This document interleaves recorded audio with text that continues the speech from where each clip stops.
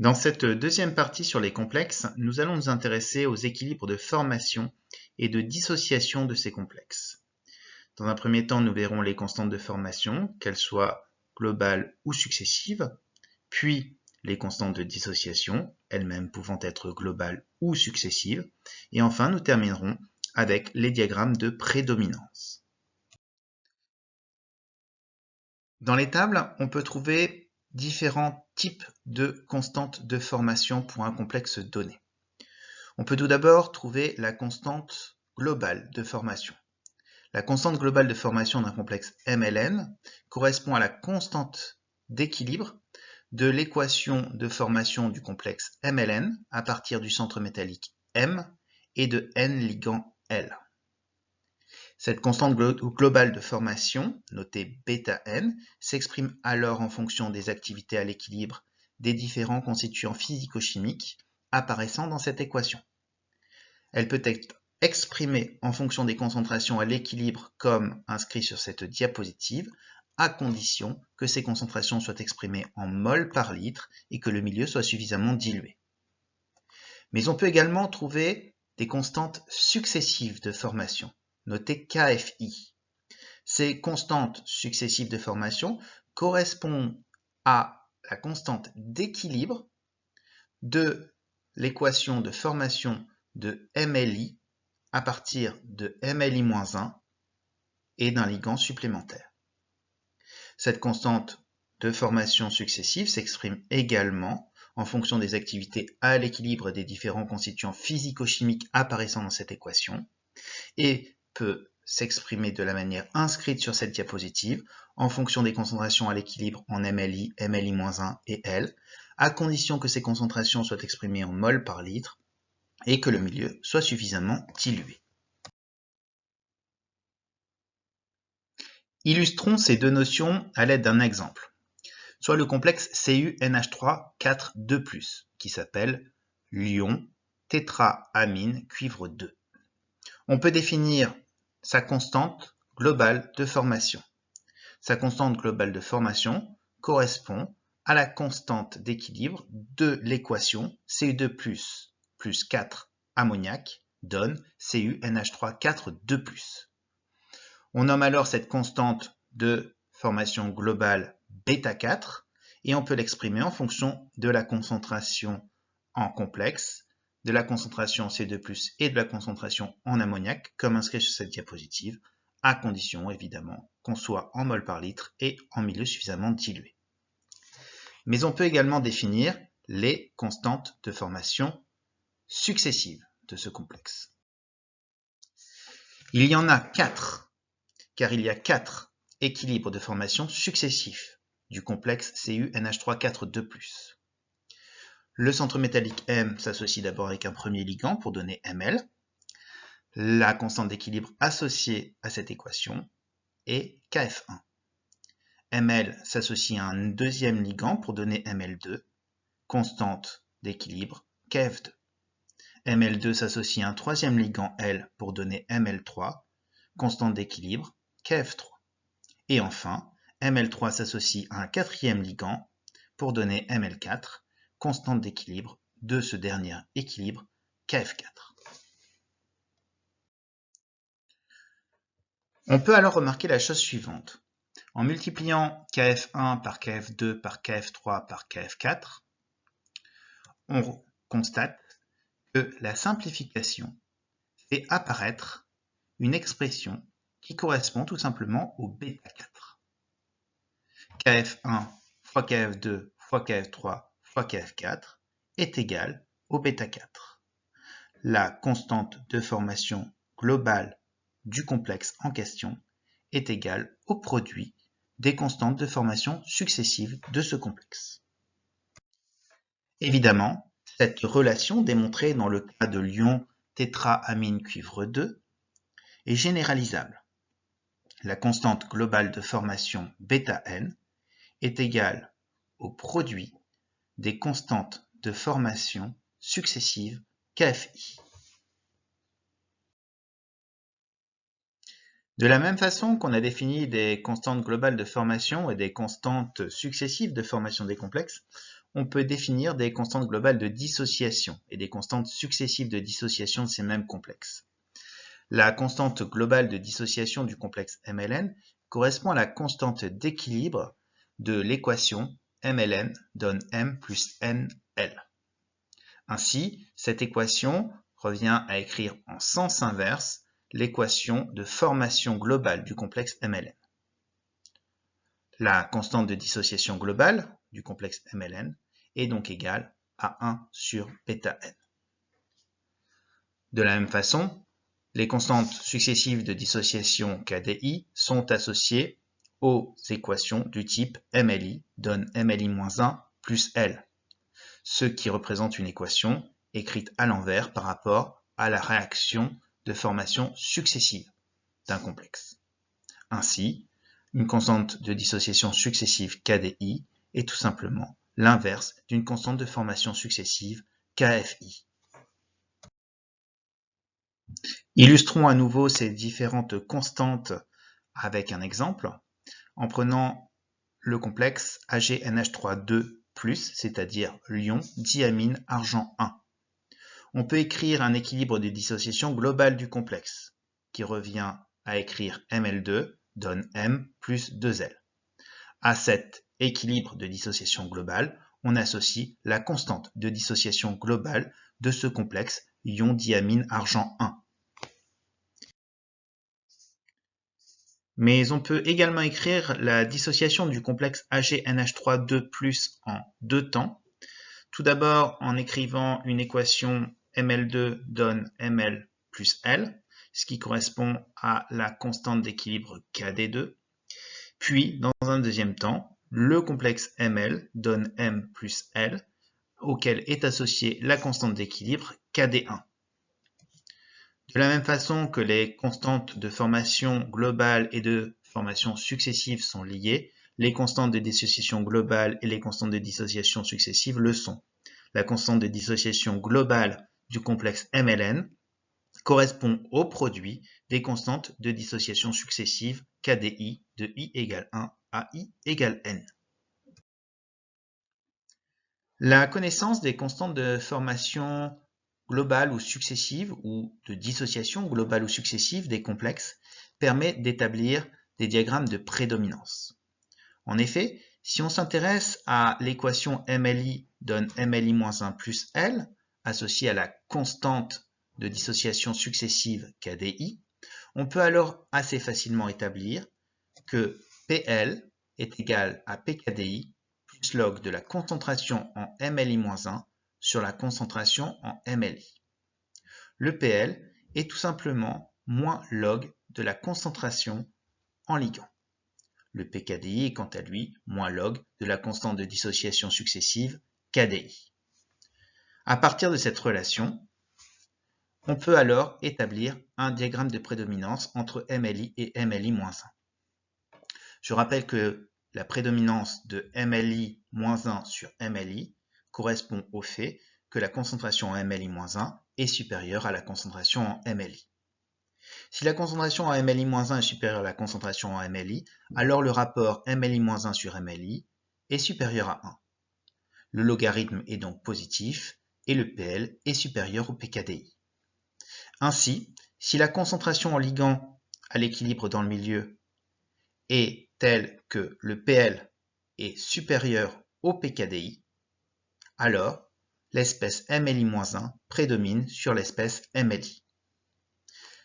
Par contre, si le PL est tel que le PL est inférieur au PKDI, alors c'est l'espèce MLI qui prédomine en solution.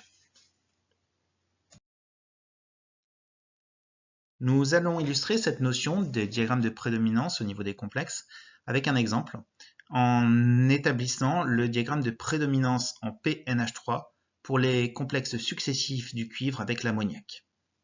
Il y aura donc a priori 5 zones de prédominance à déterminer. La zone correspondant à la prédominance de l'espèce non complexée Cu2+, et les 4 zones correspondant aux 4 complexes CuNH3 2+, CuNH3 2 2+, CuNH3 3 2+, et CuNH3 4 2+.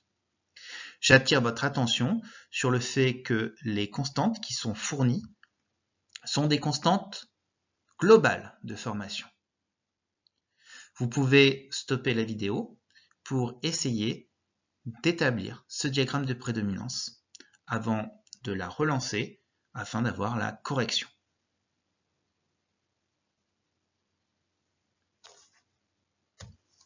Comme je l'ai dit, les constantes qui nous sont données sont ici des constantes globales de formation. Or, comme nous l'avons vu précédemment, pour établir les frontières entre les différents domaines, il nous faut avoir accès aux constantes de formation successives ou aux constantes de dissociation successives. Bêta 1 est égal à Kf1, donc Kf1 est égal à bêta 1. Bêta 2 est égal à Kf1 fois Kf2. Donc Kf2 est égal à bêta 2 sur Kf1, c'est-à-dire bêta 2 sur bêta 1. Kf3 est égal à bêta 3 sur bêta 4, puisque bêta 3 est égal à Kf3 fois Kf2 fois Kf1, et que bêta 2 est égal à Kf2 fois Kf1. Et enfin, Kf4 est égal à bêta 4 sur bêta 3, puisque bêta 4 est égal à Kf4 fois Kf3 fois Kf2 fois Kf1, et que bêta 3 est égal à Kf3 fois Kf2 fois Kf1. Ainsi, Kf1 est égal à 10 puissance plus 4,1, Kf2 10 puissance plus 3,5, Kf3 10 puissance plus 3, et Kf4 10 puissance plus 2. On peut alors établir le diagramme de prédominance. En effet, pour un PL égal à 2, il y a une égalité en concentration entre ML4 et ML3. Pour un PL inférieur à 2, c'est ML4 qui prédomine. Pour un PL supérieur à 2, c'est ML3 qui prédomine. Pour un PL de 3, on a une égalité entre les concentrations en complexe ML3 et en complexe ML2. Pour un PL inférieur à 3, c'est le complexe ML3 qui prédomine, alors que pour un PL supérieur à 3, c'est le complexe ML2. Pour un PL de 3,5, on a une égalité entre les concentrations des complexes ML2 et ML. Pour un PL inférieur à 3,5, c'est l'espèce ML2 qui prédomine. Pour un PL supérieur à 3,5, c'est l'espèce ML. Enfin, le Kf1 valant 10 puissance plus 4,1, on a une égalité entre la concentration en C2+, et la concentration en complexe ML pour un PL de 4,1. Si le PL est supérieur à 4,1, alors c'est l'espèce CE2+, qui prédomine. Alors que si le PL est inférieur à 4,1, c'est l'espèce ML. On établit donc bien un domaine de prédominance pour chacune des 5 espèces. Intéressons-nous maintenant à un deuxième exemple. Il s'agit d'établir le diagramme de prédominance en PNH3 pour les complexes successifs formés entre l'ion Ag+, et l'ammoniac NH3. Vous remarquerez qu'ici, on nous donne directement les constantes de formation successives log de Kf1 et log de Kf2. Vous pouvez à nouveau arrêter la vidéo pour chercher à établir par vous-même ce diagramme de prédominance avant de la relancer pour obtenir la correction. Comme je viens de le dire, on nous fournit directement log de Kf1. On nous fournit donc directement la frontière entre M et ML. Le métal MAg+ prédomine pour un PL supérieur à 3,3, tandis que ML, le complexe ML, prédomine pour un PL inférieur à 3,3. On nous donne également log de Kf2. Ainsi, pour un PL supérieur à 3,9, c'est le complexe ML qui prédomine, alors que le complexe ML2 prédominera pour un PL inférieur à 3,9.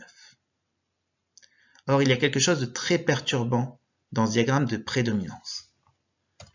On constate en effet que pour que ML prédomine, il faut que simultanément le PL soit inférieur à 3,3 et supérieur à 3,9. C'est impossible. Les domaines sont disjoints pour le complexe ML. Ce complexe Ml, ici AgNH3+, ne prédominera donc jamais. Il s'agit donc d'établir désormais un diagramme de prédominance qui ne sera constitué que de deux zones, la zone de prédominance de Ag+, et la zone de prédominance de l'ion diamine argent 1. Il faut se rappeler que le Pl correspond à moins log de la concentration en ligand. Ainsi, quand le Pl est faible, la concentration en ligand est élevée, alors que quand le Pl est élevé, la concentration en ligand est faible.